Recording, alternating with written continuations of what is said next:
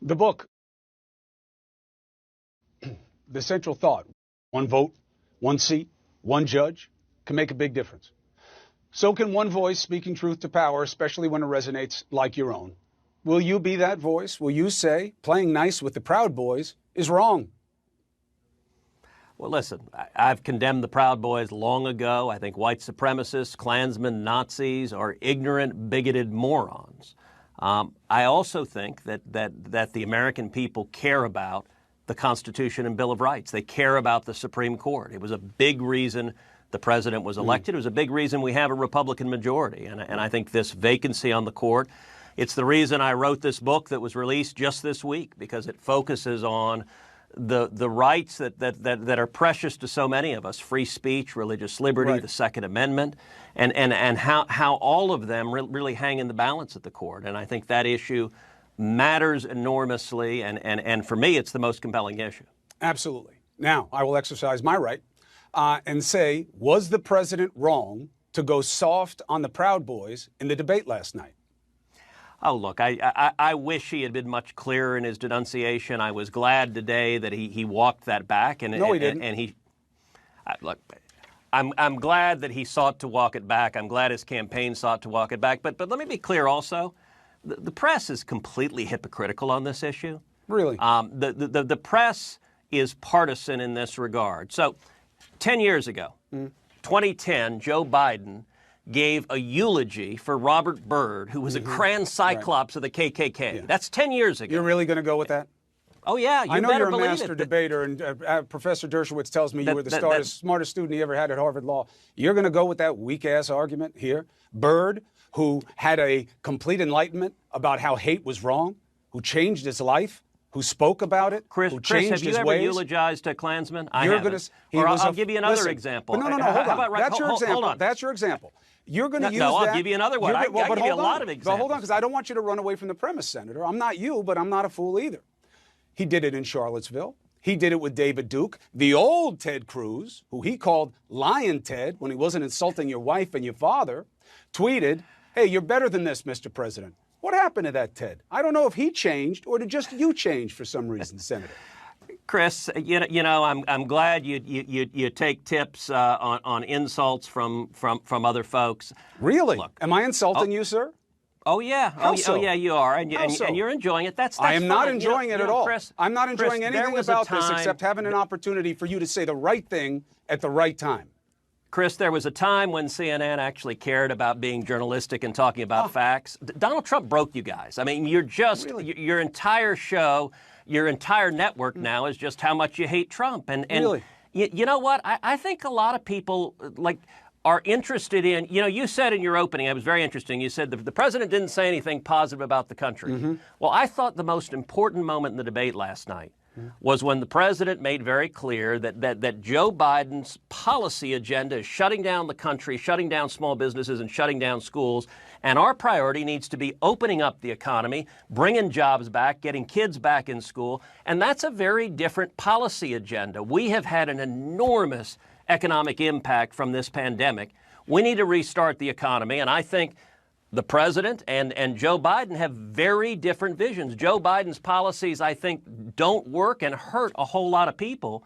And when I'm back in Texas, people in Texas don't understand why the press is just like the only thing you talk about is how much you hate the president. I get the president's Senator, not your friend. when you were in the Fine. campaign, do you want me to read through some of the things you said about Donald Trump?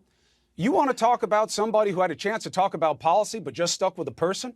Nobody did it more than you did. That's why he gave you the nickname he did and beat you down with it. The idea that you're going to put that on the media. My brother, you are the guy who went on Twitter talking about my naked ass, but you won't tell him when he's being an ass. So why would you put it on me? Chris, fine, you hate the president. I get do it. not hate the you know what? president. You are we too started smart this to year. say something that Chris, stupid. Chris, I respect him as we- president. I want better for this country. And frankly, I want you to speak to that as well. You can't All right, say Chris, that they we have a started policy this year. difference Chris, over closing please down don't the interrupt country. every sentence. The You're president behaving. had to do it. I get that you want to interrupt every sentence, but you're behaving like you were one of the debaters last night. We can have a respectful conversation and speak to each other civilly, or Senator, you just yell at me. how many times have I Yeah. invited you on the show? Well, I remember one time you tweeted out Cruz is dodging 20 my show times. literally while I was on Fox. I was on Fox and Friends. You had invited me. Yeah. You attacked me. And by the way, I did a 15-minute interview with CNN that I didn't day attack that CNN you. didn't I air. asked you to come on the show. And you said, I just did one with CNN. Every show is different. You literally put me on the screen and said, Ted is afraid to come on. And you invited me while I was on Fox. I mean, it was, look. 20 times I've invited you. Let's actually talk about substance. 20 times. Your list.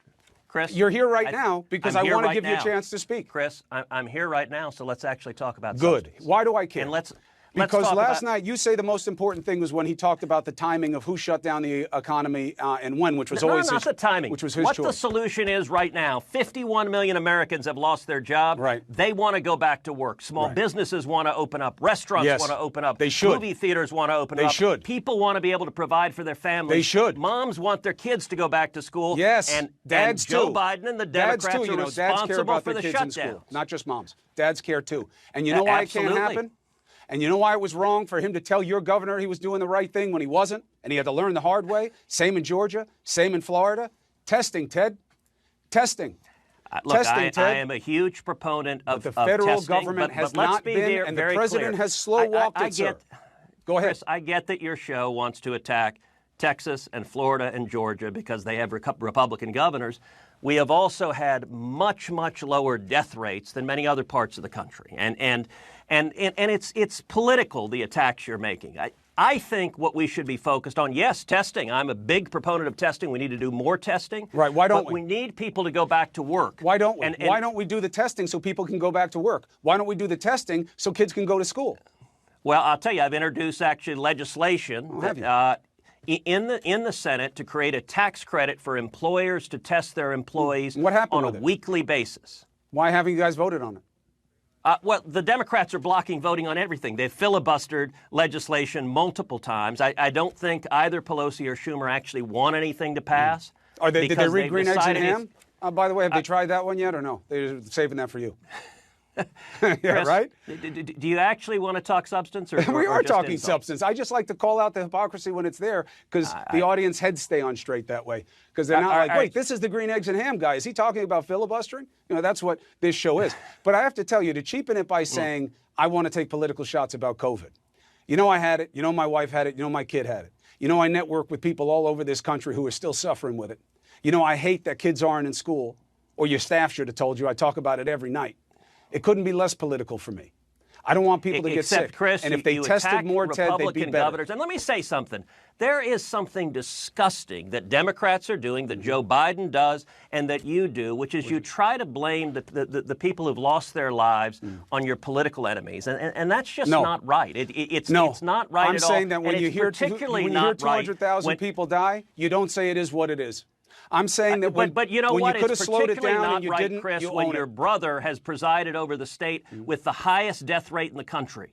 And New York's record will stand for itself. I know your brother didn't want those people to lose their lives, but you shouldn't play politics with So you don't attack. think he intentionally killed them? That's good. That's no, very charitable of you, Ted. Of course not. But I do think we can have a very reasonable policy discussion about the policy mistakes in New York and New Jersey of sending COVID-positive patients into nursing homes. I think that was a very serious policy mistake. Right? That wasn't the most vulnerable population. It's one of the reasons why the death rate in New York is 4 times the death rate in Texas. Texas, the place where the governor said that you didn't need to test and you didn't need masks, right? Okay, and the president gave him a pat on the head? That's just a complete fabrication, and we test a lot. I've been tested The same governor times. who said we didn't need to shut down, go out, and then he had to turn around and do it differently because cases popped all over the place? That guy?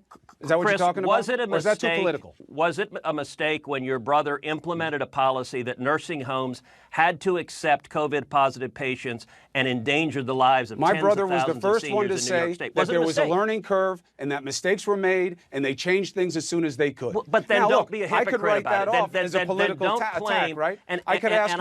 I could ask you questions about only things that have to do with your family, but I'm not going to do that because the general propositions Chris, I'm matter actually more. talking about public policy that was a serious mistake. But testing is not public policy? Testing is not public policy. I'm not interrupting you. Let me actually get a sentence without interrupting I think you've gotten many, sir. I'll show you the tabulation of who spoke and how much in the segment later. Go ahead.